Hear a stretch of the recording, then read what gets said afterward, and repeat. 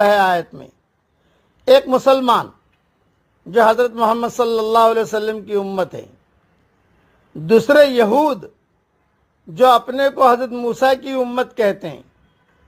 تیسرے نصارہ جو حضرت مسیح کی امت ہونے کے دعوے دار ہیں، چوتھے صابی جو اپنے کو حضرت یحییٰ علیہ السلام کی امت بتاتے تھے اور قدیم زمانے میں عراق کے علاقے میں آباد تھے اور وہ اہل کتاب تھے اور کعبہ کی طرف رخ کر کے نماز بھی پڑھتے تھے، مگر اب صابی فرقہ ختم ہو چکا ہے، دنیا میں کہیں اس کا وجود نہیں ہے، لیکن تین فرقے ابھی چل رہے ہیں، مسلمان، یہود،